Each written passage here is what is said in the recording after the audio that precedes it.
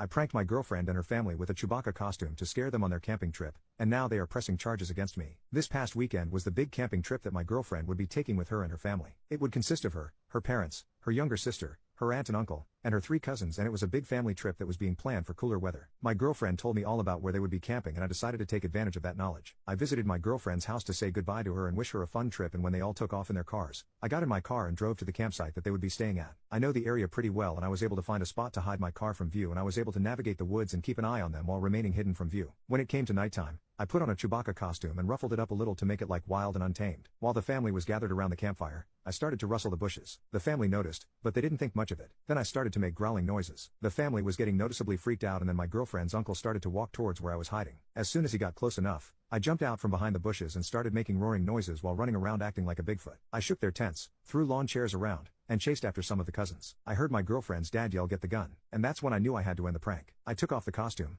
revealed myself, and the entire family was pissed. Long story short, I got yelled at by almost all of her family, and the noise attracted the campsite manager, who kicked me out after hearing what happened. Today I heard back from my girlfriend for the first time since the prank, and she said that she's seriously considering breaking up with me. She just said that she needs some time to think and that she'll let me know when she's made her decision. Now I'm just left, wondering what I do. I'm thinking that I need to pull off a major apology, and I need some advice on what to say to save this relationship. First update: I'm honestly really embarrassed and humiliated about this update. I almost considered not even posting it, but I feel the need to vent and express my frustrations on some way, so here it is. I really hope you don't think too badly of me and you understand what I'm going through after last night. Last night, my girlfriend's family was holding a barbecue in their backyard, and my girlfriend was able to talk her dad into inviting me. He was originally against the idea of me coming, but he was willing to let me come so long as the first thing I do is offer a genuine apology for the prank that I pulled on all of them. I arrived in their backyard, and everybody that I pranked at the campsite was sitting at a table, and they were all clearly waiting for me to arrive. I sat down next to my girlfriend and I began my apology. I stated that my prank was ill-timed, immature, and thoughtless, and I apologized for ruining their camping trip that they had apparently been planning for some time. I tried to make it as genuine and sincere as possible, and when I was done,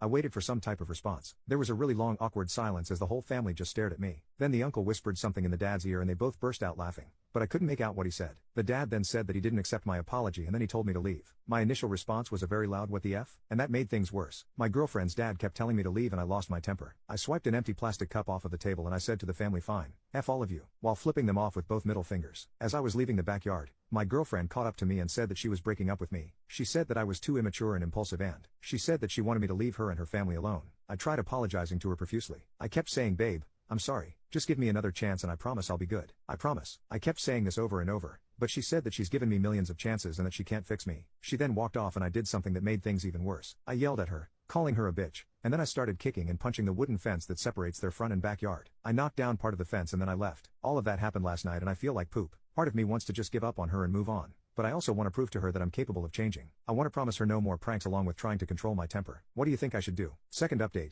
long story short, I got in a fight with my girlfriend and her family last night. She's now my ex-girlfriend, and I lashed out and broke down part of their wooden fence that separates the back and front yard. Her father hasn't contacted me about it, but I'm worried that he's going to come after me eventually. What kind of trouble can I get in? Third update: simply put, I can't stop thinking about my ex-girlfriend. I can barely eat, sleep, or do anything that used to make me happy. Last night I watched my first ever hockey game, and I was excited about that a few months ago, but now I don't even care. I spent the whole game thinking about my ex and how she broke up with me. She's all I think about right now, and I feel like putting in one last effort in making her see that I'm a better man. What should I say to her? What can I do to get her to come back to me? Fourth update: for those who may or may not know, my girlfriend broke up with me because I pranked her and her family by dressing up as Bigfoot and ruining their camping trip, but I think that since some time has passed, my girlfriend might be of a cooler head, and I was thinking of trying to win her back in a clever little way that involves the Bigfoot theme. My idea is to dress up as Bigfoot again, but not to scare anyone. I'm going to dress up, go into her backyard with an old stereo/CD player that still works, and play Sorry by Buckcherry. I'll play it loud enough for her to hear, and I'm hoping she'll accept it and see it as a cute apology. I know it sounds a little cliche, the whole stereo outside the window thing, but I'm hoping that the Bigfoot costume might be a new little twist on it, and it'll be my way of apologizing for the Bigfoot prank. What do you think? Fifth update: after reading through some of the responses from yesterday,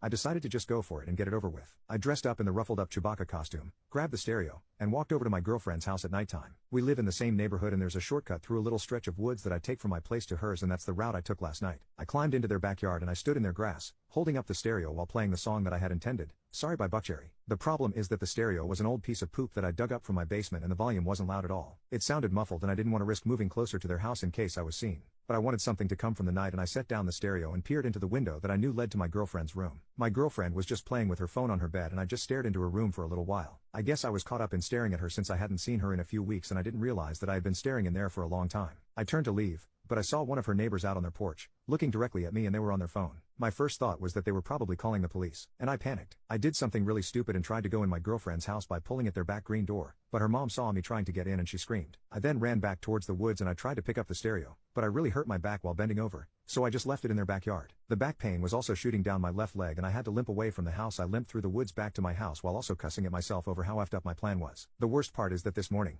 my girlfriend called me and left a message on my phone. She said that she knew it was me at her house and that she was only giving me one final warning before she talked to the police about harassment charges as well as a restraining order. She says that she's never getting back together me and she told me to move on. Now I'm really depressed, which is how I've been feeling in the past few weeks. I'm physically hurting from my back and leg pain, and I'm emotionally hurting from my girlfriend's words. I'm just really upset and pissed off. What should I do? 6th update. My ex-girlfriend left me a message on my phone threatening me with a restraining order. It's just a threat at this point, but I still want to know what would happen to my record if she were to file one against me. Will it give me a criminal record and officially list me as a stalker? Is it something that appears in a background check? I just want to know how this will affect things like me getting a job or something like that. Would this affect me nationally, or just in my hometown of Denver, Colorado? 7th update. I won't go into detail, but I left a stereo of mine at my ex-girlfriend's house and this morning I got a text from her dad. It was a picture of the completely destroyed stereo next to a baseball bat and the message read, "That's your head if you come near my house again." I want to know if I can actually take action against him. For this, he destroyed my stereo and threatened to bash in my head with a baseball bat. What actions can I take? This is all taking place in Denver, Colorado. 8th update. I've spent the past few weeks thinking about how I can possibly get back together with my ex-girlfriend. I've decided to just move on. She doesn't ever want to get back with me and I've caused enough trouble with her family as a whole. I need to get over her and I don't know how. My older brother has a wedding in a few days and it being a romantic occasion is really going to mess with me emotionally, especially since me and my ex were planning on attending together. It hurt even more to see that my ex was selling her dress and posting about it on Facebook.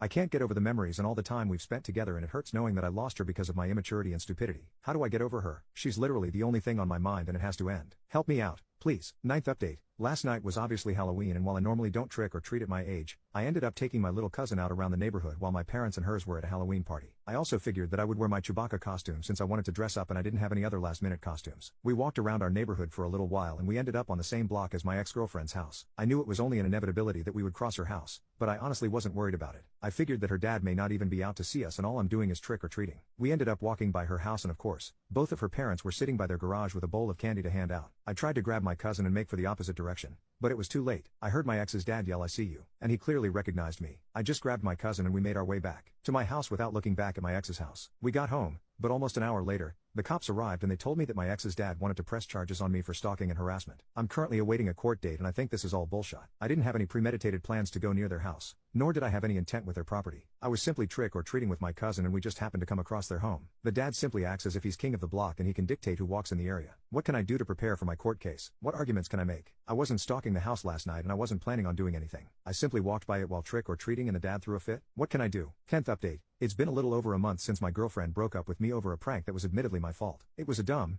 immature move on my part and I've accepted the consequences. That being said, I'm now in serious legal trouble over what happened a couple of nights ago on Halloween. I ended up walking by her house while taking my cousin trick or treating and her dad saw me. He's now pressing charges for harassment and stalking and I'm awaiting my court date. Last night, my ex texted me and she was clearly drunk. A lot of her texts were either gibberish or poor grammar, but I could make out what she was communicating. Basically, she was celebrating me having charges pressed against me and she was texting stuff like "I hope you rot in jail and lock him up." I responded with texts of my own. I called her names like cunt and bitch, but she obviously didn't seem fazed. But simply sending her some mean texts isn't enough for me. I honestly think that she has some nerve to kick me while I'm down while all she has to do is just stay on the sidelines while daddy does all of the work. I've spent all day thinking about how I can get back at her over this. Part of me thinks that I should just wait until I'm done going to court, but I also want to strike back while the event is still fresh. I'm thinking of one final prank. What should I do?